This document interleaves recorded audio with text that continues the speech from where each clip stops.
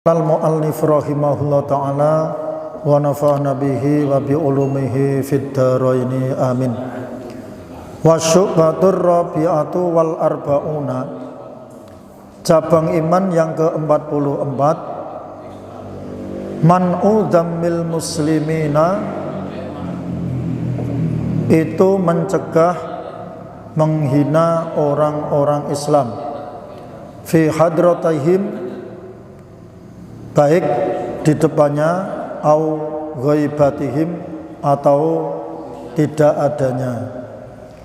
Qala Rasulullah sallallahu alaihi wasallam, Nabi Muhammad bersabda, bihasbi mri'in minasyarri ayyahqira akhahul muslimu, kullul muslimi alal muslimi haramun damuhu wa maluhu wa irduhu. Bihasbi mri'in, cukup bagi seorang dianggap minasyarri, dianggap jelek, ayyahqira, jika dia ayyahqira, kalau ada orang yang menghina akhahu, saudaranya orang, al-muslimah, kepada orang Islam lain. Saya ulangi, bihasbi mri'in minasyarri ayyahqira akhahul muslim, cukup dianggap orang itu jelek apabila seseorang yang menghina saudaranya Islam. Kullul muslimi alal muslimi, semua orang Islam kepada orang Islam lain itu haramun damuhu wa maluhu wa irduhu, yaitu diharamkan darahnya, hartanya, dan kewibawaannya. Jadi di sini cabang iman yang ke-44 adalah, yaitu kita diwajibkan oleh Allah SWT untuk mencegah menghina kepada orang Islam lainnya, baik di hadapan kita maupun tidak ada di hadapan kita. Jadi walhasil ini kalau di hadapan kita hina, itu mungkin orangnya marah-marah langsung, dan seandainya tidak ada di kita, itu namanya adalah ghibah. Ghibah itu adalah membicarakan kejelekan orang lain ketika dia tidak ada. Lafadznya dari kata ghaibun. Ghaibun itu adalah tidak ada. Makanya Rasulullah telah bersabda, cukup dinamakan orang yang jelek seandainya ada orang Islam yang telah menghina saudaranya Islam lainnya. Padahal semua orang Islam dengan orang Islam lainnya itu diharamkan darahnya. Maksudnya jangan sampai bebalau, maksud sampai perang, jangan sampai apa ini kalau bahasa kita ini tujahan, tidak boleh. Wa maluhu, dan hartanya jangan sampai kita rampas atau kita malingi atau kita rampok atau semuanya, karena dari darahnya, hartanya orang Islam itu adalah saudara kita yang wajib kita jaga.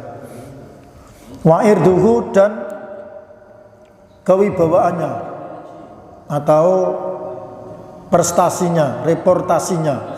Jadi jangan sampai kita menghina sehingga dia itu di masyarakat akan jelek, jatuh reputasinya.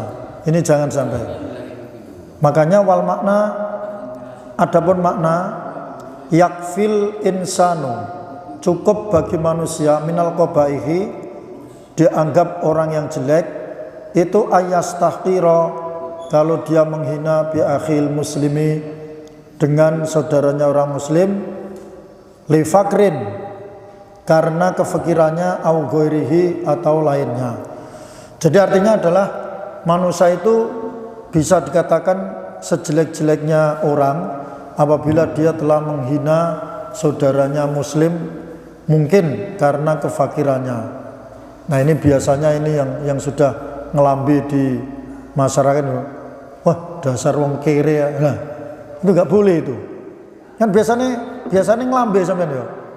Kere ngono barengan. Nah, itu namanya adalah penghinaan kepada orang lain. Nah, orang menghina ini nggih, ada suatu cerita begini. Pada zaman dahulu, zaman Nabi Nuh itu pas beliau lewat ada seekor anjing yang matanya 6. Anjing motone 6. Setelah ada 6 ini Nabi Nuh dia menghina anjing tersebut.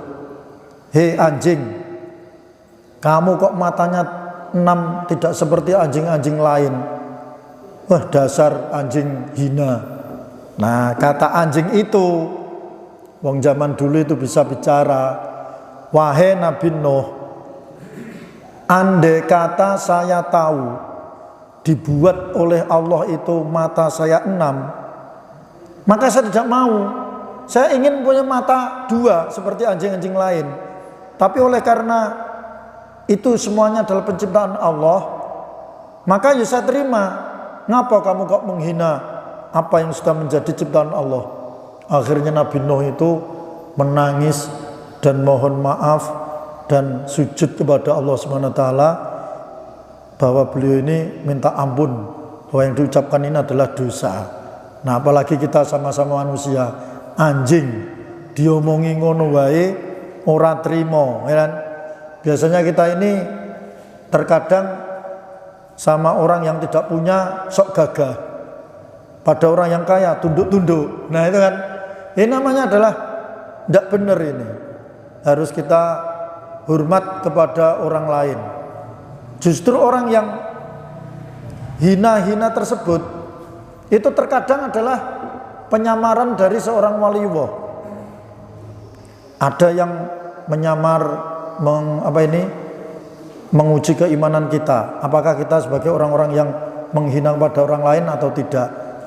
Ini kita hati-hati dalam hidup bermasyarakat, bahwa manusia itu, karena manusia itu ada kelebihan dan ada kekurangan.